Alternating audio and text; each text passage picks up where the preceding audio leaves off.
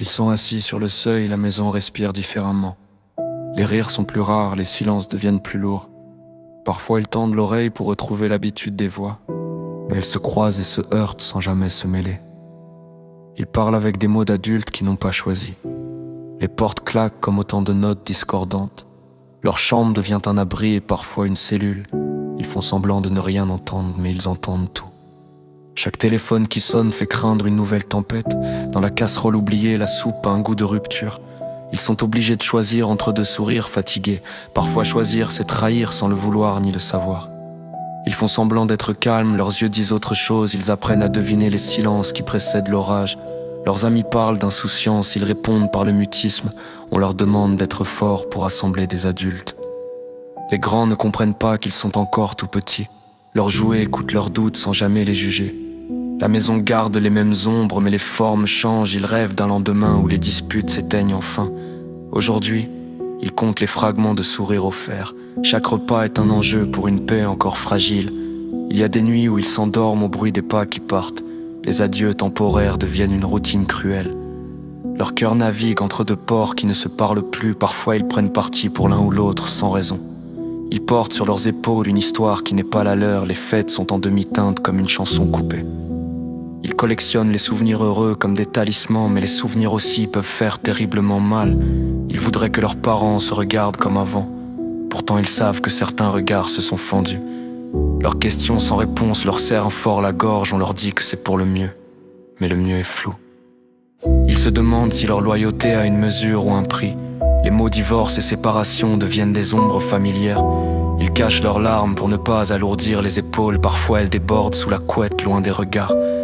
Les week-ends se transforment en calendrier partagé. Les bagages se font et se défont au rythme des départs. Ils comptent les jours entre deux rendez-vous de maison. La maison où ils dorment n'est pas celle où ils sont entiers. Les adultes parlent de compromis, eux rêvent de complétude. Ils parlent à une photo pour calmer l'écho dans la poitrine. Il y a des anniversaires qui passent comme des cases vides. Les promesses d'autrefois se perdent sur le chemin des jours.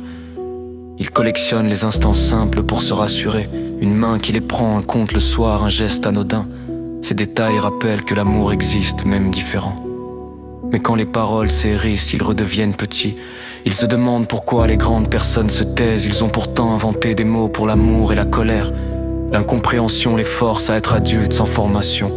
Ils voudraient crier que ce n'est la faute de personne, mais le silence est la seule voix qui répond à leurs cris. Les profs disent de se concentrer quand leur monde vacille. Ils cachent les fissures sous des sourires faits à la hâte. Parfois ils réussissent à rire et se surprennent à respirer. Alors ils se sentent coupables d'être heureux un instant, car la joie semble trahir la peine de quelqu'un d'autre. Les adultes oublient que l'enfance ne se scinde pas. Elle garde ses racines même quand les branches s'éloignent. Ils voudraient ramener les fragments et recoller doucement. Mais la colle des parents n'est pas la même que la leur. Ils apprennent à parler de leur peur à voix basse. Parfois leurs mots tombent dans le vide ou créent des ponts. Une main qui les écoute vaut plus que 1000 explications. Et parfois la tendresse revient apaiser leur nuit. Ce n'est la faute de personne, juste une mécanique usée.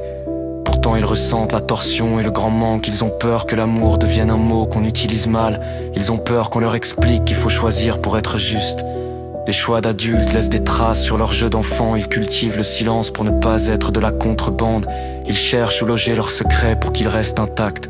Ils gardent la musique des instants tendres pour le froid. Peut-être qu'un jour les voix et les routes s'apaiseront. Peut-être qu'alors ils pourront redevenir des enfants. En attendant, ils naviguent entre deux rives, mains serrées. Ils espèrent un port qui les accueille sans demander pourquoi. Pourquoi?